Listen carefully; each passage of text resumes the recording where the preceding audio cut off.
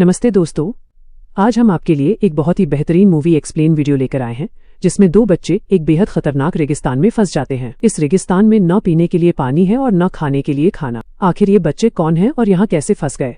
इन सभी सवालों के जवाब आपको वीडियो में आगे मिलने वाले हैं, इसलिए वीडियो को अंत तक जरूर देखिएगा। और हाँ, अगर आप हमारे चैनल पर नए आए हैं तो इसे सब्सक्राइब कर लीजिए ताकि हम आपसे जुड़े रहें। इस वीडियो के बारे में आपकी क्या राय है, हमें कमेंट करके जरूर बताइएगा। मूवी की शुरुआत में हमें ऑस्ट्रेलिया का एक स्कूल दिखाया जाता है जहां जेनी नाम की एक लड़की और उसका छोटा भाई जॉन पढ़ते हैं।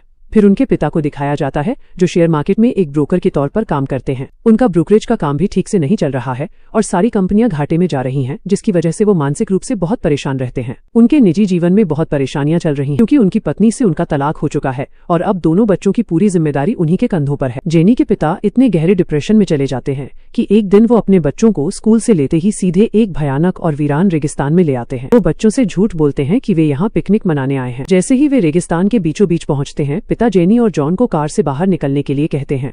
जैसे ही बच्चे बाहर निकलते हैं, पिता अचानक अपने ही बेटे जॉन पर बंदूक तान देते हैं। जेनी ये सब देख लेती है और अपने भाई को बचाने के लिए उसे धक्का देकर दूर भागने लगती है। इसी बीच पीछे से धमाका होता है। उनके पिता खुद को गोली मार लेते हैं और कार में आग लगा देते हैं। देखते ही देखते कार और उसके पिता वहीं जलकर खाक हो जाते हैं। आखिर जेनी के पिता ने ऐसा आत्मघाती कदम क्यों उठाया, ये हमें मूवी में आगे पता चलेगा। अब उस रेगिस्तान से बाहर निकलने के लिए जेनी चारों तरफ देखती है, पर उसे न कोई रास्ता नजर आता है और न ही कोई इंसान। ऊपर से आसमान से आग बरस रही थी और तापमान बहुत तेजी से बढ़ रहा था। जेनी फैसला करती है कि वो आगे बढ़कर कोई रास्ता ढूंढेगी ताकि वो अपने घर वापस जा सके।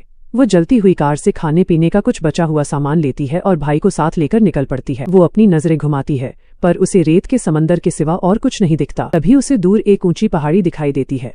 वो सोचती है कि शायद चोटी पर चढ़ने से उसे कोई रास्ता या शहर दिख जाए। जैसे जैसे वे पहाड़ी की ओर बढ़ते हैं, गर्मी और असहनीय होती जाती है। चिल्लाती धूप से उनके चेहरे झुलस जाते हैं और छोटे भाई जॉन की तबीयत बिगड़ने लगती है। उनके पास अब ना के बराबर पानी बचा था और खाना भी खत्म हो चुका था। जैसे तैसे वे पहाड़ की चोटी पर चढ़ तो जाते हैं, पर वहां से भी उन्हें दूर दूर तक कोई रास्ता नहीं मिलता। हिम्मत हार रही जेनी की नजर अचानक पेड़ों के एक झुंड पर पड़ती है। उसे उम्मीद जागती है कि जहाँ पेड़ हैं वहाँ पानी का कोई स्रोत जरूर होगा। वो अपने भाई को लेकर उसी दिशा में नीचे उतरने लगती है। रास्ते में जॉन डिहाइड्रेशन के कारण बेहोश होने लगता है, पर जेनी हार नहीं मानती और अपने भाई को कंधे पर लादकर आगे बढ़ती रहती है। आखिरकार वे उस जगह पहुंच जाते हैं और जेनी का अंदाजा सही निकलता है। वहाँ पेड़ों पर कुछ फल लगे थे और नीचे पानी का एक छोटा सा गड्ढा था। वे दोनों जी भरकर पानी पीते हैं, फल खाते हैं और प्यास बुझाने के बाद वहां नहाते भी हैं।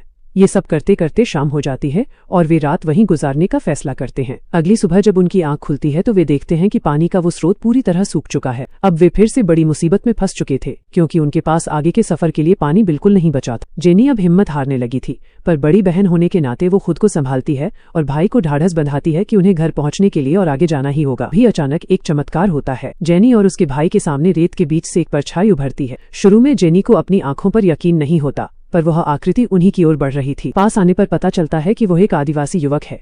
उसे अंग्रेजी समझ नहीं आती थी और वो अपनी ही भाषा में जेनी से कुछ पूछने की कोशिश करता है। जेनी उसे इशारों में अपनी आपबीती समझाती है। आदिवासी युवक समझ जाता है कि ये बच्चे मुसीबत में हैं। वो उसी सूखे हुए स्रोत में एक खोखली लकड़ी डालता है और स्ट्रॉ की तरह खींचकर गहराई से पानी निकालता है। पानी पीने के बाद वो युवक बताता है कि यहाँ पास में ही उसके कबीले के और भी लोग हैं।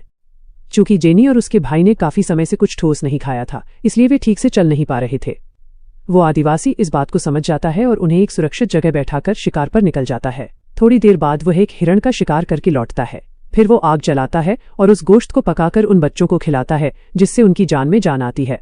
वो आदिवासी जेनी और जॉन को जंगल में रहने का तरीका सिखाता है, जैसे कि पेड़ों पर कैसे चढ़ा जाता है। जैसे जैसे समय बीतता है, वो आदिवासी जेनी और जॉन के साथ अच्छी तरह घुल मिल जाता है। फिर वो उन्हें जंगल में आगे ले जाता है और एक दिन अपने समूह के लोगों से उनकी मुलाकात करवाता है। साथ ही उसने पहाड़ों पर जो चित्र बनाए थे वो भी उन्हें दिखाता है। एक दिन जॉन खेलते खेलते अपना खिलौना उस आदिवासी को देता है। वो ब्रिटिश सैनिकों का खिलौना था।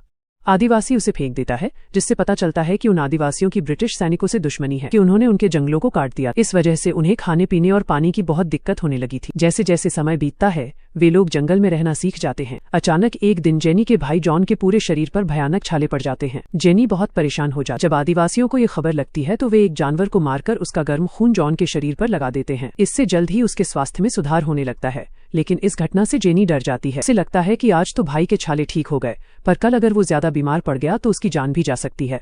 वो घबराकर आदिवासी को इशारों में बताती है कि हम इस जंगल में नहीं रह पाएंगे, इसलिए हमें बाहर निकलने का रास्ता बताओ। जेनी का इशारा समझकर वो आदिवासी बहुत दुखी हो जाता है, वो नहीं चाहता था कि जेनी और जॉन उसे छोड़कर अपने घर जाएं। फिर भी वो जेनी को दिलासा देता है कि वो रास्ता ढूंढने में उनकी मदद करेगा। वे लोग रास्ता ढूंढने निकल जाते हैं। कुछ देर सुनसान रेगिस्तान में चलने के बाद उन्हें एक घर दिखता है। जेनी ये सोचकर बहुत खुश होती है कि वहां कोई इंसान जरूर होगा, पर घर के पास पहुंचने पर उसे निराशा होती है क्योंकि वहां कोई नहीं था। घर को ध्यान से देखने पर पता चलता है कि 10-15 दिन पहले वहां कोई मौजूद था। वे शायद किसी कंपनी के वर्कर थे जो जंगल की कटाई करते थे। जेनी को अंदाजा होता है कि वे वर्कर अब भी आसपास ही कहीं हो। अगले दिन वो आदिवासी और जॉन शिकार के लिए निकल जाते हैं। वे एक जानवर का शिकार करते हैं। लौटते समय जॉन की नज़र एक बाईपास रोड पर पड़ती है। वो आदिवासी को बताता है कि देखो, उस रोड से हम घर जा सकते हैं, पर आदिवासी जॉन को इस बारे में जेनी को बताने से मना करता है। वो आदिवासी मन ही मन जेनी से प्यार करने लगा था। उसे डर था कि अगर जेनी को इंसानों और रोड का पता चल गया तो वो उसे छोड़कर चली जाएगी। दोपहर के समय जब वे वापस पहुंचते हैं तो जॉन जेनी को उस रास्ते के बारे में बता देता है। यह सुनकर जेनी तुरंत अपना सामान पैक करके निकलने लगती है। तभी वो आदिवासी अपने चेहरे पर कुछ सफेद रंग लगाकर उनके सामने एक नृत्य डांस करने लगता है। उनके कबीले की परंपरा में इस डांस का मतलब शादी का प्रस्ताव देना था। जेनी उसे समझाने की कोशिश करती है, पर वो नहीं समझता और इशारों में शादी की बात कहता रहता है। रात भर वो आदिवासी घर के बाहर नाचता रहता है। जेनी फैसला करती है कि अगली सुबह वो हर हाल में हाईवे पकड़कर घर चली जाएगी। सुबह जब उसकी आंख खुलती है तो वो देखती है कि आदिवासी बाहर नहीं था। उसे खोजते हुए वो थोड़ा आगे जाती है, जहां उसे एक पेड़ पर उस आदिवासी की लाश लटकी हुई मिलती है। यह देखकर जेनी बुरी तरह घबरा जाती है। तभी उसे कुछ कंपनी वर्कर्स की गाड़ियों की आवाज आती है। वो अपने भाई जॉन को लेकर तुरंत उस दिशा में भागती है। कंपनी के कर्मचारी उन्हें उनके घर छोड़ देते हैं। कुछ सालों बाद दिखाया जाता है कि जेनी की जिंदगी पूरी तरह बदल चुकी है और उसकी शादी हो चुकी है, लेकिन आज भी वो उस आदिवासी के त्याग और उस घटना को भूल नहीं पाई है। वह यादें उसके दिल में आज भी ताज़ा हैं।